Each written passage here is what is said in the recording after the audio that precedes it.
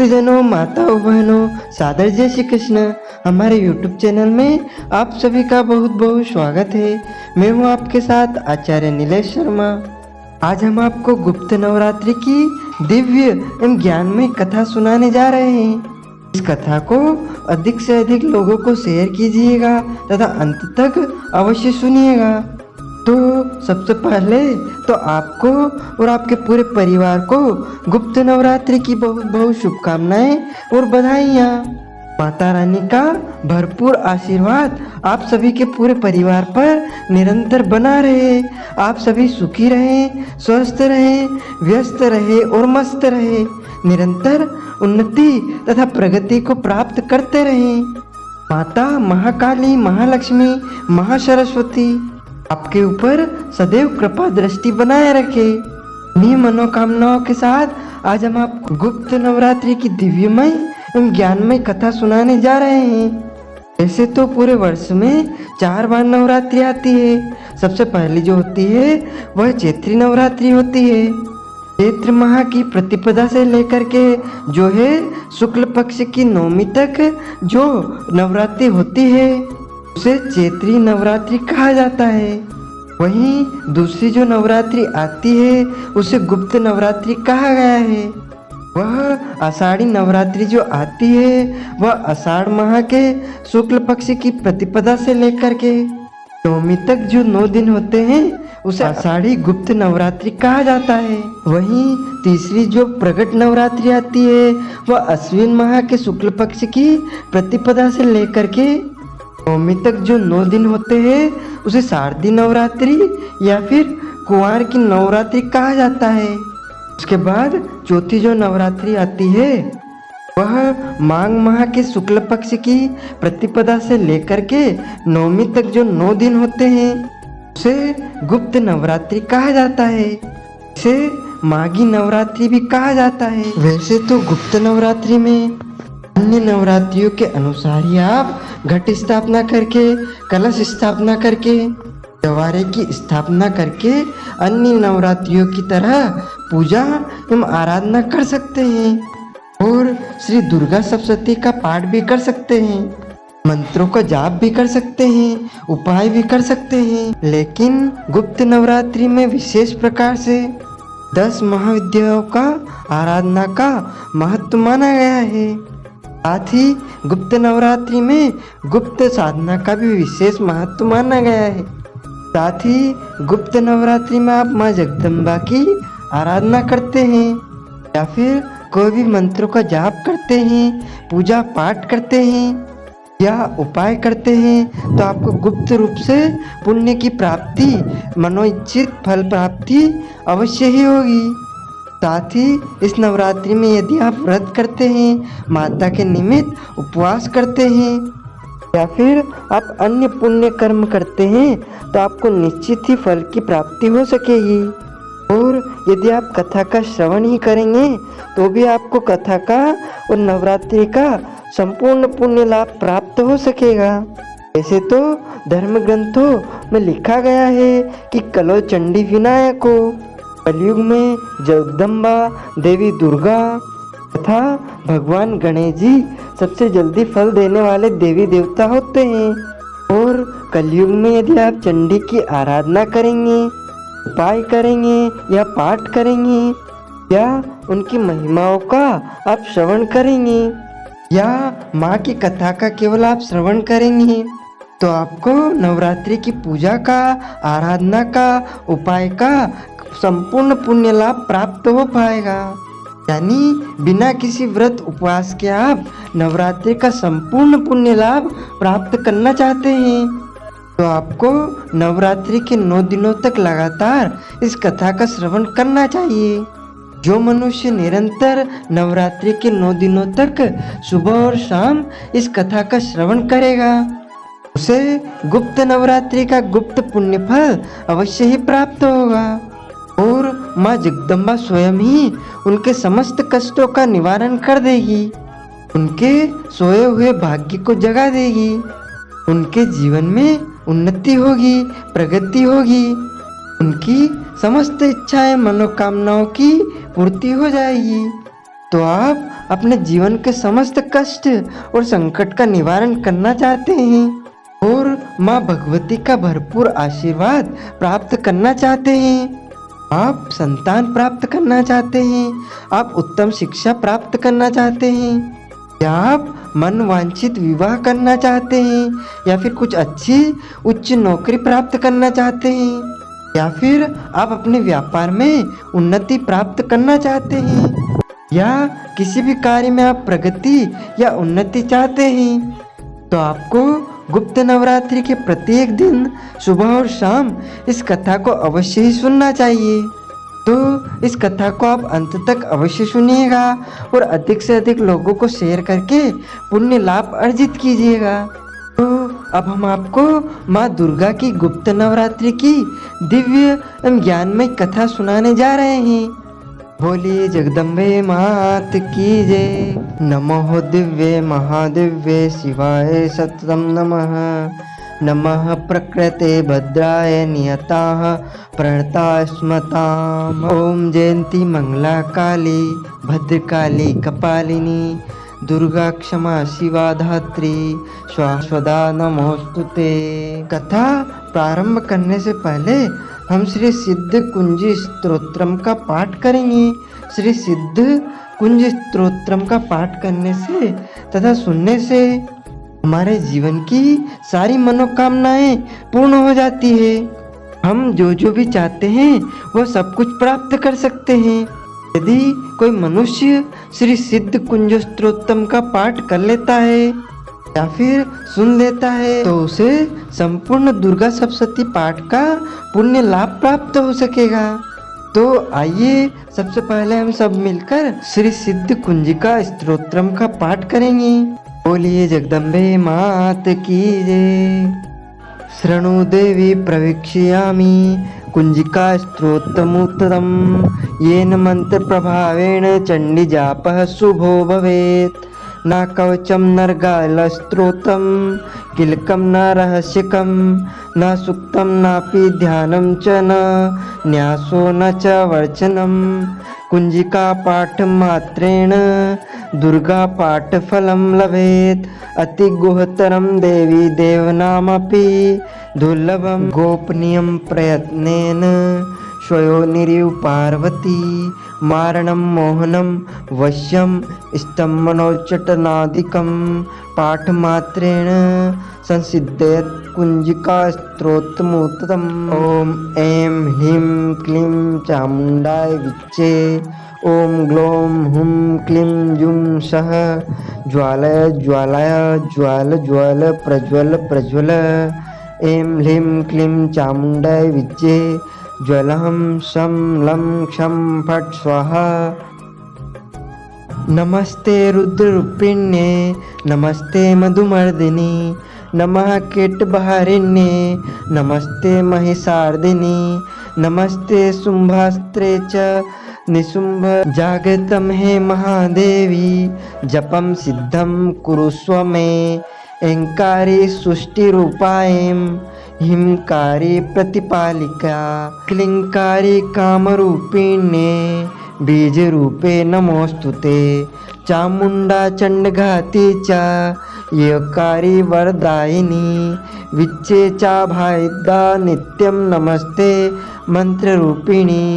धम धिम धुम धुर्जटे पत्नी वाम विम वुम वागधीश्वरी क्रां क्रीं क्रूं कालिका देवी। शं शिं शुं मे शुंभ कुरु हुं हुंकारूपिण्ये जम जम जम जम्भानादिनी भ्रम भ्रीं भ्रूं भैरवी भद्रे भावन्ये ते नमो नमः। अं कं चं टं तं पं यस् शं वी दुं ऐं वीं हं क्षं धिजाग्रं धिजाग्रं त्रोटय त्रोटय दीप्तं कुरु कुरु स्वाहा। पां पीं पुं पार्वती पूर्णः खां कीं कुं खेचरी शां शीं शुं सप्तशती देव्य मंत्र सिद्धि कुरुष्व मे। इदं तुम कुंजिका स्तोत्र मंत्र जागृते हृतवे अभक्ते नेव दातव्य गोपितं रक्ष पार्वती यस्तु कुंजिका देवीहीनं सप्तशती पाठेत न तस्य जायते सिद्धिररण्ये रोदनं यथा इति श्री रुद्रायामले गौरीतंत्रे शिव पार्वती संवादे कुंजिका स्तोत्रम संपूर्णम। बोले जगदम्बे मात की जय, आदिशक्ति भवानी की जय, बोलो दुर्गे महारानी की। गुप्त नवरात्रि में तंत्र अर्थात वाम मार्गी साधना की जाती है। इस नवरात्रि की पूजा गुप्त रूप से की जाती है। गुप्त नवरात्रि तंत्र साधना करने वालों के लिए महत्वपूर्ण मानी जाती है। गुप्त नवरात्रि विशेष तौर पर गुप्त सिद्धियां प्राप्त करने के लिए महत्वपूर्ण मानी गई है। गुप्त नवरात्रि में माँ दुर्गा की, माँ जगदम्बा की 10 महाविद्याओं की साधना करने से साधक की हर एक मनोकामनाएं पूर्ण हो जाती है और प्रत्येक कार्य में उसे सिद्धि अवश्य ही प्राप्त होती है। तंत्र शास्त्र में जो 10 महाविद्याएं बताई गई है वह इस प्रकार है। पहली देवी है माँ महाकाली, दूसरी देवी है माँ तारा देवी, तीसरी देवी है छिन्नमस्ता देवी, चौथी देवी है षोडशी, जो 5वीं देवी है भुवनेश्वरी, छठी देवी है त्रिपुरा भैरवी, 7वीं देवी है धूमावती, 8वीं देवी है बगलामुखी माता और 9वीं देवी है मातंगी व कमला। वासंती और शारदीय नवरात्रि से तो आम जनमानस परिचित है, लेकिन इसके अतिरिक्त 2 नवरात्रि और भी होते हैं जिन्हें गुप्त नवरात्रि कहा जाता है। उन्होंने कहा कि प्रकट नवरात्रि में 9 देवियों की उपासना होती है और गुप्त नवरात्रि में 10 महाविद्याओं की साधना की जाती है। इन नवरात्रों की प्रमुख देवी स्वरूप का नाम सर्वेश्वर कारिणी देवी है। यदि इन गुप्त नवरात्रि में कोई भी भक्त माता दुर्गा की पूजा साधना करता है तो माँ उसके जीवन को सफल कर देती है। ऋषि श्रृंगी ने आगे कहा कि लोभी, कामी, व्यसनी, मांसाहारी अथवा पूजा पाठ न कर सकने वाले भी यदि गुप्त नवरात्रों में माता की पूजा करता है तो उसे जीवन में कुछ और करने की आवश्यकता ही नहीं रहती है। उस स्त्री ने श्रृंगी ऋषि के वचनों पर पूर्ण श्रद्धा करते हुए गुप्त नवरात्रि की पूजा की। माँ उस पर प्रसन्न हुई और उस स्त्री के जीवन में परिवर्तन आने लगा। उसके घर में सुख शांति आ गई और पति भी मलते रास्ते से सही रास्ते पर आ गए। श्रृंगी ऋषि ने उस महिला को गुप्त नवरात्रि का सारा विधान बताया, पूजन की सारी विधि उसे समझाई और कहा, है बेटी, तुम पूरी श्रद्धा एवं भावना से माँ सरस्वती देवी की पूजा एवं आराधना करना। 9 महाविद्याओं की पूजा एवं आराधना करना, जिससे तुम्हारे घर में सुख, समृद्धि और शांति आएगी। संपूर्ण विधि विधान जानकर वह महिला अत्यधिक प्रसन्न हुई तथा ऋषि श्रृंगी को उसने प्रणाम किया और प्रणाम करके आषाढ़ माह के शुक्ल पक्ष की प्रतिपदा तिथि को उसने कलश की स्थापना की और नियम पूर्वक श्रद्धा पूर्वक माँ सर्वेश्वरी महादेवी की पूजा एवं आराधना निरंतर करती रही और 9 दिनों तक उसने महान विद्याओं का भी पूजन एवं अर्चन किया और माता जगदम्बे, माँ भगवती, सर्वेश्वरी उसके ऊपर प्रसन्न हो गई और प्रसन्न होकर के उसे दर्शन दे दिए और कहा कि हे बेटी, मैं तेरी पूजा से, आराधना से, साधना से अत्यधिक प्रसन्न हूँ। तुम क्या वरदान मांगना चाहती हो वह मनोकामना मैं अवश्य ही पूर्ण करूँगी। तो उस महिला ने कहा कि हे माता, मैं चाहती हूँ मेरे पतिदेव अच्छे मार्ग पर चलें, सही कर्म करें, सत्कर्म करते हुए भक्ति के मार्ग में प्रवृत्त हो तथा आपकी कृपा दृष्टि मेरे पूरे परिवार पर बनी रहे, पूरा परिवार सुखी रहे, संपन्न रहे, बस यही मेरी आपसे कामना है। माँ भगवती जगदम्बा ने उस महिला को तथास्तु करके आशीर्वाद दिया और उसके बाद वहां से अंतर्ध्यान हो गई। माँ भगवती की कृपा से उस महिला के घर में, परिवार में सुख समृद्धि एवं शांति आ गई। उसका पति जो गलत मार्ग पर चल रहा था वह भी सही मार्ग पर आ गया और माँ सर्वेश्वरी की कृपा से उसका जीवन पुनः हरा भरा हो गया। उसका जीवन खुशहाल हो गया। पूजा विधि अन्य नवरात्रियों की तरह ही गुप्त नवरात्रि की होती है। पहले दिन यानी कि प्रतिपदा को घट इसमें करना है। फिर प्रत्येक दिन सुबह शाम माँ सर्वेश्वरी, माँ जगदम्बा, माँ भगवती पूजा करके उनकी आरती संपन्न की जाती है। अष्टमी या नवमी के दिन कन्या पूजन, कन्या भोजन का कार्य संपन्न किया जाता है। इसके अलावा जो सिद्धियां प्राप्त करने के लिए इस नवरात्रि का व्रत करते हैं वह 10 महाविद्याओं की साधना करते हैं। तंत्र साधना बहुत सावधानी पूर्वक करना चाहिए और बिना गुरु के सानिध्य में 10 महाविद्याओं की साधना या तंत्र साधना बिल्कुल भी नहीं करना चाहिए, वरना इसके विपरीत प्रभाव भी देखने को मिल सकते हैं। और आप 10 महाविद्याओं की विधिवत गुरु दीक्षा लेकर साधना करते हैं तो निश्चित तौर पर आपको पूरा पुण्य लाभ प्राप्त होगा।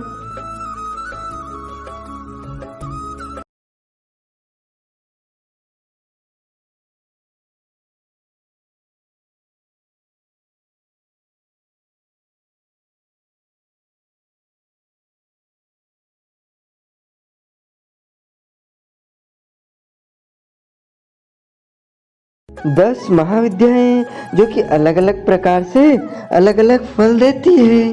पहली जो महाविद्या है वह काली माता है।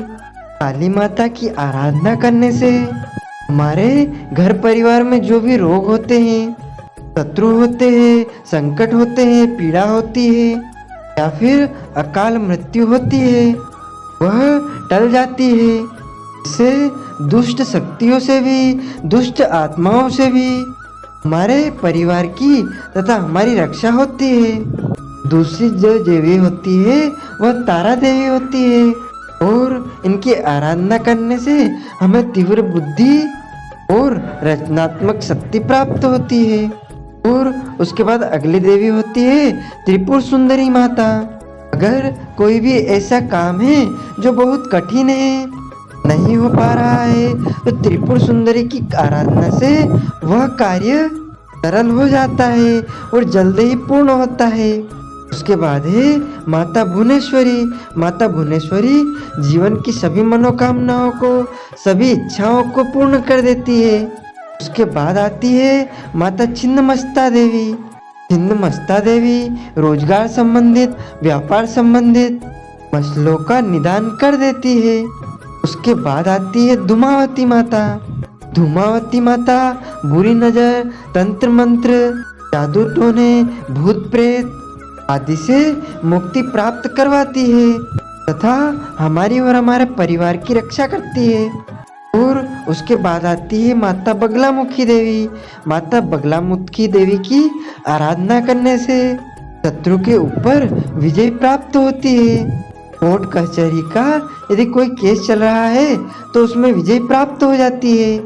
यदि कोई उच्च पद आप प्राप्त करना चाहते हैं तो उच्च पद भी आपको प्राप्त हो जाता है। यानी माता बगलामुखी की आराधना करने से शत्रुओं का दमन होता है, शत्रुओं का विनाश होता है। उसके बाद आती है मातंगी देवी।